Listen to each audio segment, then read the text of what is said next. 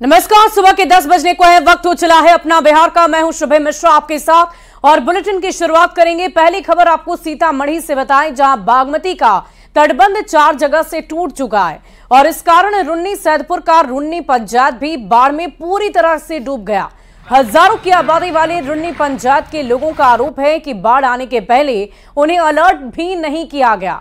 फिलहाल बाढ़ पीड़ितों ने हाईवे पर अपना शरण स्थल बना लिया है। बाढ़ की विभीषिका के बीच लोगों के हालात का जायजा लिया न्यूज़ 18 संवाददाता संजय कुमार ने। में बागमती का तटबंध 4 जगहों पर टूटा है और इसका सीधा असर यहाँ की बड़ी आबादी पर पड़ा है। और ये तस्वीर हम आपको दिखा रहे हैं रूनी सैदपुर प्रखंड के रूनी पंचायत की। देखिए, घर की तस्वीर हम आपको दिखा रहे हैं। लोग विस्थापित हो गए हैं और किस तरीके से कमर भर पानी जो है वो घर में घुसा है। काफी संख्या में महिलाएं जो है वो यहाँ से पलायन कर गई हैं और वाकई में जिस तरीके से 4 जगहों पर, हालांकि जिला प्रशासन का ये कहना है कि इस बार बागमती में सबसे ज्यादा पानी आया। सब डूब गया आपका? हाँ, सब डूब गए, सब डूब गए। घर द्वार में के सब टरंग उरंग बर्तन बासन कुछ न निकले, सब दह गए। अचानक से पानी आ गया? हाँ, अचानक से। इसके पहले बाढ़ देखी थी? नहीं देखी थी। कितने साल से रह रही हैं? कितना दिन से अलग है, कितना दिन पड़ल है? बहुत दिन पड़ा है। हाँ, बहुत दिन पड़ल है। आपका क्या क्या बचा है? वो सब सामान दह गए, सामान सब दह गए, सब पानी घर में घुसल है। तो कहाँ रह रही हैं अभी? सब रोड पर। रोड पर? हाँ, रोड पर। बकरी उकरी सब लेकर। अच्छा, क्या मिला है प्रशासन की तरफ से? अभी कुछ न मिलल। कल बाढ़ का पानी आया तो कुछ नहीं मिला? कुछ न मिला। सही बताइए। हाँ, कुछ न मिला। ये बताइए, बाढ़ का पानी अचानक आया या आप लोग को पहले से अचानक आया?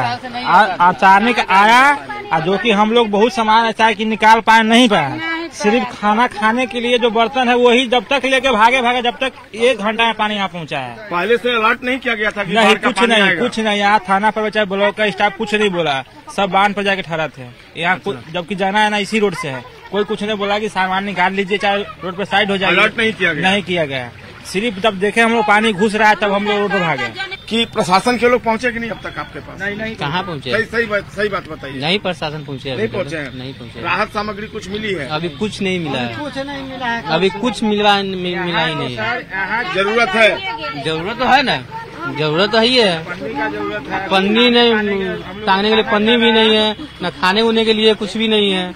जिला प्रशासन के लोग अगर सुन पा रहे हैं, क्या नाम है? मिंटू पासवान समेत कई लोग हैं जो बता रहे हैं कि अब तक कुछ मिला नहीं है। एक पॉलीथीन सीट तक नहीं मिली है और राहत सामग्री में खाने पीने का सामान जो है वो इन तक नहीं पहुंचा है। लोगों की झुग्गी झोपड़ी जो है वो पूरी तरीके से डूब गई है। तो ऐसे में जिम्मेवारी प्रशासन की है, वो लोगों की मदद के लिए आगे आए, क्योंकि लोग उन्हीं की उम्मीद के सहारे अब भी यहाँ टिके हुए हैं। कैमरा पर्सन मनीष जुनेजा के साथ संजय कुमार, न्यूज़ 18 रूनी पंचायत, सीतामढ़ी। और इस पूरी खबर की अधिक जानकारी के साथ संवाददाता संजय हमारे साथ ग्राउंड जीरो से जुड़े हुए हैं। सीतामढ़ी की तस्वीरें लाइव आप तक लगातार पहुंचा रहे हैं। एक बार फिर से वो तस्वीरें हम देखना चाहेंगे संजय के माध्यम से। संजय, इस वक्त कहां पर आपकी मौजूदगी है, क्या तस्वीरें आप देख पा रहे हैं?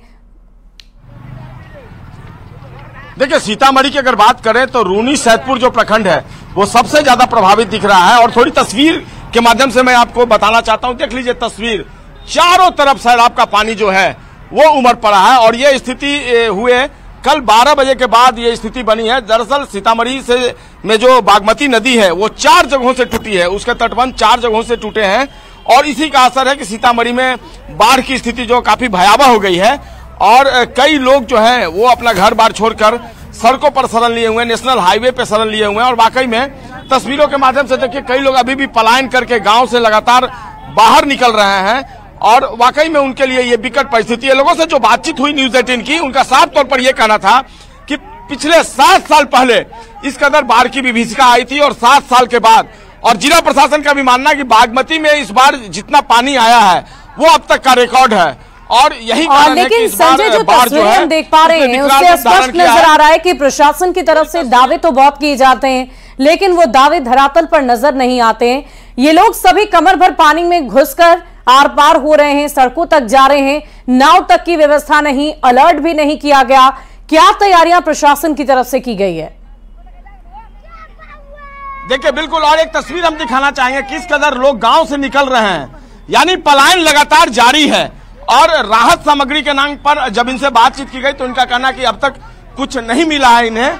और वाकई में 24 घंटे होने को आए, छोटे छोटे बच्चे, ये देखिए ये छोटे छोटे बच्चे हैं, इनके लिए भी कुछ करने की जरूरत है। एक पॉलीथीन शीट तक अगर इनको नहीं मिल पाई है तो निश्चित तौर पर प्रशासन को अपनी जिम्मेवारी निभानी चाहिए।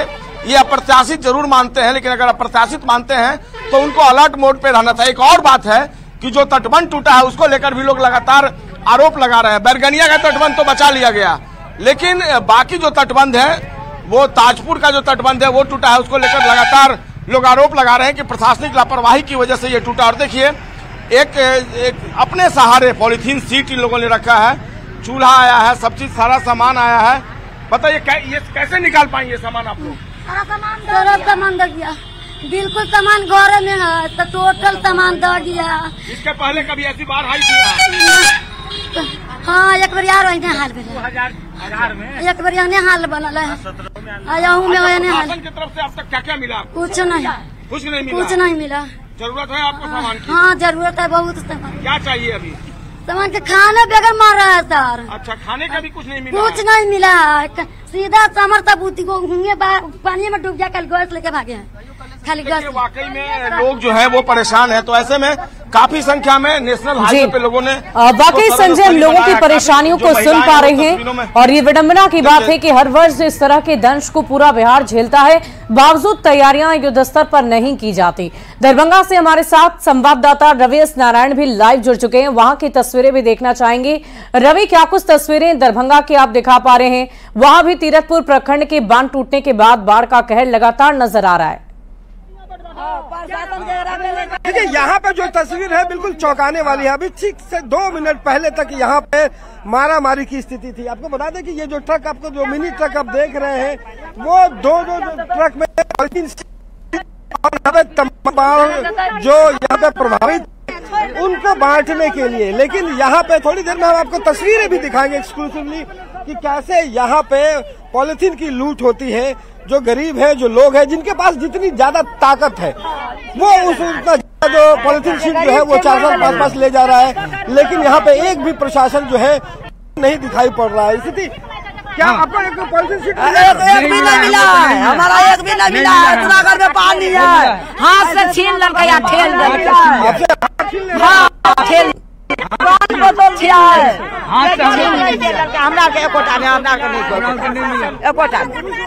नहीं, हम लोग को नहीं मिला है, मिलवे नहीं किया है। महिला हम लोग आदमी है 4 रुपया, जो जोड़गर है से अपना ले लिया। हम कमजोर है, हमें आदमी नहीं है तो एक पन्नी नहीं मिला है। जिसको आदमी 4-4 पलोथीन ले गए।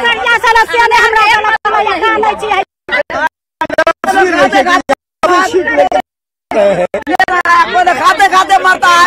अभी हम लोगों की और भी परेशानी सुनेंगे। खाने पीने से लेकर रहने तक की व्यवस्था उनके लिए अब तक नहीं की गई है। लेकिन इस वक्त हमारे संवाददाता लगातार हमारे साथ बने हुए हैं, संजय भी सीधे उनके साथ भी जुड़ने की कोशिश करते हैं। संजय, इस वक्त जहां पर आप मौजूद थे वहां पर हम तस्वीरें देख पा रहे थे कि लोग सड़क किनारे ही अपने से ही अपने आशियाने का निर्माण कर वहीं पर रहने की कोशिश कर रहे हैं। क्या किसी भी प्रशासनिक अधिकारी को किसी तरह की कोई खबर अब तक नहीं पहुंच पाई है?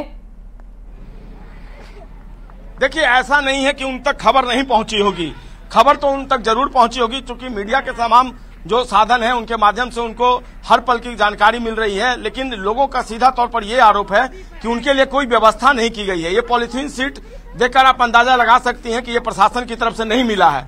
तो ऐसे में थोड़ी जिम्मेवारी बनती है प्रशासन की भी। देखिए, बाढ़ के पानी से किसी तरीके से निकालकर जिन लोगों ने अपनी पॉलीथीन सीट लाई है उसके सामने ये आशियाना क्या है, महज एक तंबू इन लोगों ने गाड़ दिया है। और इसी तंबू के सहारे कैमरा पर्सन दिखा पाए कि किस तरीके से ये छोटे छोटे बच्चे अपने लिए जो व्यवस्था माता पिता की तरफ से की गई है उसमें थोड़ा बहुत खा पी रहे हैं। लेकिन फौरी तौर पर जो जरूरत होनी चाहिए थी उसमें कहीं ना कहीं प्रशासनिक चूक सामने आ रही है। ये बताइए, क्या खाने पीने की व्यवस्था आप लोग क्या कर रही है अपने स्तर पर? इधर आइए, थोड़ी हम तस्वीर दिखाते हैं। आइए मनीष, थोड़े दिखाएं कि किसी तरीके से लोग अपने लिए जो चावल है ये देख लीजिए। अब थोड़ा सा ये इन लोगों ने अन्न बचाया है, ये लेकर आए हैं, यहाँ पर पहुंचे हैं। लेकिन ये कैसे चलेगा? ये कब तक चलेगा? क्या 1 किलो खरीद? हाँ, तब खाना बनाए। क्या करते हैं आप लोग? हस्बैंड क्या करते हैं आपके? तब पर मजदूरी करता है सर। मजदूरी करते हाँ। हैं? बाहर में भी मजदूरी मिल रही है? बाहरों में नहीं है सर, घर है।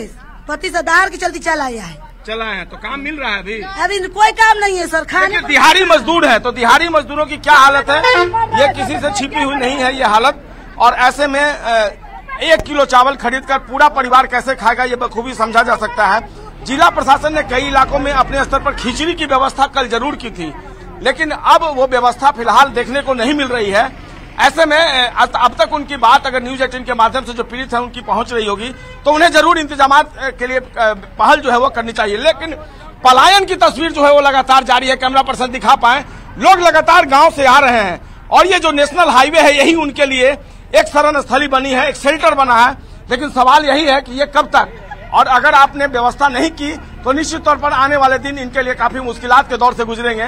तो ऐसे में जिला प्रशासन को भी अपनी तरफ से इनके लिए व्यवस्था जरूर करनी चाहिए। और वाकई संजय जो तस्वीरें हम देख पा रहे हैं वो बहुत ही विकट परिस्थिति नजर आ रही है, क्योंकि भले ही प्रशासन की तरफ से लाख दावे किए जाते रहे हों, जगह जगह पर कहीं कहीं कम्युनिटी किचन की भी शुरुआत की गई है, लेकिन अभी जो न्यूज 18 के कैमरे के माध्यम से, आपके कैमरे के माध्यम से सरकार तक ये आवाज हम पहुंचाना चाह रहे हैं, ये तस्वीरें पहुंचाना चाह रहे हैं, ताकि वो भी देखकर समझ सके कि लोगों की परेशानी किस कदर बढ़ चुकी है। लोग सड़कों पर रहने को विवश हो गए हैं। इसके अलावा संजय, हम आपसे ये भी जानना चाहेंगे कि बहुत सारे लोगों की तस्वीरें लगातार आप पहुंचा रहे हैं कि वो पलायन कर रहे हैं, गांव से बाहर निकल के सड़कों पर आ रहे हैं। सड़क पर क्या इतनी व्यवस्था हो सकती है? जाहिर सी बात है, जो तस्वीरें हमने आपके माध्यम से देखी है वो बहुत ही विकट नजर आ रही है। सड़क पर भी रहने की कोई मुकम्मल व्यवस्था नहीं की गई है। ऐसे में क्या कोई आसपास किसी तरह का कोई कैंप नहीं लगा है? देखिए, सड़क पर रहने को लेकर अगर बात करें तो उसका एक अपना रिस्क है। ये जो सड़क आप देख रहे हैं ये नेशनल हाईवे है जो मुजफ्फरपुर को सीतामढ़ी से जोड़ता है। ये नेशनल हाईवे है और यहाँ पर कितनी छोटी सड़क है और बिल्कुल बगल में ये आप देखिए इन लोगों ने अपना शेल्टर बनाया है और दूर दूर तक आपको तस्वीरों में केवल शेल्टर की तस्वीरें दिख रही है। देखिए, कोई 1-2 तंबू नहीं है, सैकड़ों की संख्या में नेशनल हाईवे पे इसी तरीके से तंबू मिलेंगे। और ये थोड़ा समझिए कि अगर ये नेशनल हाईवे नहीं होता तो ये बेचारे गरीब आखिर कहाँ जाते जी? क्यों नहीं इनके लिए व्यवस्था की गई, क्यों नहीं इनके लिए इंतजाम किए गए? क्या प्रशासन को इस बात की भनक नहीं थी कि जो तटबंध है वो टूटेगा, या कि केवल तटबंध टूटने के बहाने आप अपनी जिम्मेवारियों से बच रहे हैं? एक बड़ा सवाल यही है। तो ऐसे में नेशनल हाईवे पर किस तरह की व्यवस्था आपने पहले से नहीं की? क्या आपको इस बात का इतला नहीं करना चाहिए था? लोगों ने ये भी शिकायत की है कि इनको बताया तक नहीं गया, अलर्ट नहीं किया गया कि आप जो है सुरक्षित स्थानों पर। वाकई संजय, ये विडंबना की बात है। हर वर्ष बिहार इस बाढ़ के दंश को झेलता है, हर वर्ष इस तरह की तस्वीरें आती है, सरकार हर वर्ष दावे करती है, लेकिन धरातल से जो तस्वीरें सामने आती है, ग्राउंड जीरो से जो आपके कैमरे के माध्यम से तस्वीरें हम देख पा रहे हैं, वो बहुत ही विकट परिस्थिति नजर आ रही है। लोगों के सामने जिंदगी बहुत ही मुश्किल नजर आ रही है। बेबस होकर लोग अपनी जिंदगी को जीने की कोशिश कर रहे हैं। आपका बहुत बहुत शुक्रिया इन तस्वीरों को हम तक पहुंचाने के लिए। बढ़ते आगे, पटना से बड़ी खबर आ रही है। सीएम नीतीश आज करेंगे एरियल सर्वे, बाढ़ प्रभावित इलाकों का जायजा लेंगे। कोसी गंडक गंगा से प्रभावित इलाकों का सर्वे उनकी तरफ से किया जाएगा। जल संसाधन मंत्री विजय चौधरी भी उनके साथ होंगे। इस वक्त की बड़ी खबर आपको बता रहे हैं पटना से। बिहार के मुख्यमंत्री नीतीश कुमार आज एरियल सर्वे पर निकलेंगे और एरियल सर्वे के दौरान वो बाढ़ प्रभावित इलाकों का जायजा लेंगे। खासकर उन जिलों का जायजा लिया जाएगा जो बाढ़ से काफी ज्यादा प्रभावित है। आपको बता दें कि कुल मिलाकर बिहार में 13 मुख्य ऐसे जिले हैं जो इस वक्त बाढ़ की जद में हैं। कोसी गंडक गंगा से प्रभावित इलाकों का सर्वे उनकी तरफ से किया जाएगा और साथ में उनके जल संसाधन मंत्री विजय चौधरी भी होंगे। इसकी भी जानकारी सामने आ रही है। और बिहार के स्वास्थ्य सचिव प्रत्यय अमृत सहित राज्य के आला अधिकारी ने सोमवार की शाम बाढ़ प्रभावित इलाकों का जायजा लिया। दरभंगा में बाढ़ का हवाई सर्वेक्षण किया गया है। जिले के किरतपुर, घनश्यामपुर, कुशेश्वर स्थान, पूर्वी और पश्चिमी और बिरौल प्रखंड का हवाई सर्वेक्षण हुआ। जिला प्रशासन की तरफ से ये वीडियो जारी किया गया है। ये ड्रोन शॉट देखकर आप समझ सकते हैं कि पूरा बिहार इस वक्त बाढ़ की चपेट में है। जहां तक भी आपकी नजर जाएगी सिर्फ और सिर्फ पानी का सैलाब ही नजर आएगा, पानी ही पानी नजर आएगा। और ये अधिकारी हैं जो हेलीकॉप्टर में बैठे हैं और एक एक जगह का हवाई सर्वेक्षण कर अधिकारियों को निर्देश भी दिए जा रहे हैं कि किस तरह से उन्हें तैयारी करनी है, लोगों तक मदद कैसे पहुंचानी है। ये तस्वीरें देखकर आप अंदाजा लगाइए कि इस वक्त पूरा बिहार डूबा हुआ है। गंगा, कोसी, गंडक के नदियों का रौद्र रूप देखने को मिला और इसी वजह से पूरा बिहार पानी की जद में है।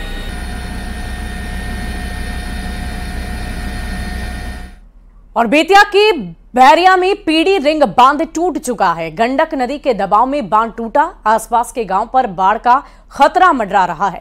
उत्तरी पटजीरवा के रनहा में बांध टूट गया है। हालांकि जलस्तर में कमी होने की वजह से खतरा थोड़ा कम है। मौके पर जल संसाधन विभाग की टीम भी तैनात है। वहीं गंडक नदी के साथ ही पहाड़ी नदियों के जलस्तर में तेजी से बढ़ने के बाद बाढ़ जैसे हालात से निपटने के लिए जिला प्रशासन की टीम लगातार राहत बचाव कार्य में जुटी हुई है।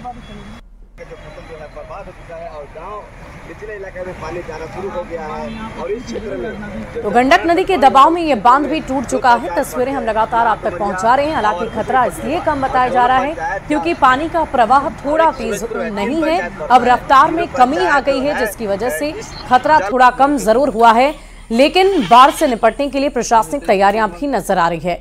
बेतिया के बैरिया में पीड़ी रिंग बांध टूट गया। गंडक नदी के दबाव में बांध टूट गया है। आसपास के गांव पर बाढ़ का खतरा मंडरा रहा। उत्तरी पटजीरवा के रनहा में बांध टूटा। मोतिहारी में गंडक पर बना रिंग बांध टूटा। मनरेगा योजना से बना हुआ ये रिंग बांध टूटा है। बांध टूटने से कई गांव प्रभावित हुए हैं, साथ ही सैकड़ों एकड़ फसल भी बर्बाद हो चुकी है। तस्वीरें आपको दो टूटे हुए बांधों की दिखा रहे हैं। बेतिया के बैरिया में ये बांध टूटा है। रिंग बांध टूटा दोनों ही जगह पर, जो मनरेगा योजना के अंतर्गत बनाया गया था। एक जगह सैकड़ों की आबादी प्रभावित हुई तो दूसरी तरफ आपको फसलें बर्बाद होती नजर आ रही होगी।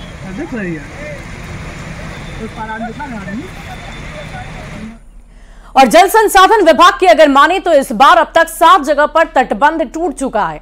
कोसी में 5 और गंडक में 1 और बागमती में 1, यानी कि कुल मिलाकर 5 जगहों पर बांध टूट चुके हैं। और अब आप ये समझ सकते हैं कि बांध के टूटने की वजह से कितनी संख्या में आबादी प्रभावित होती है, जिसका असर बहुत बड़ी आबादी पर पड़ता भी है।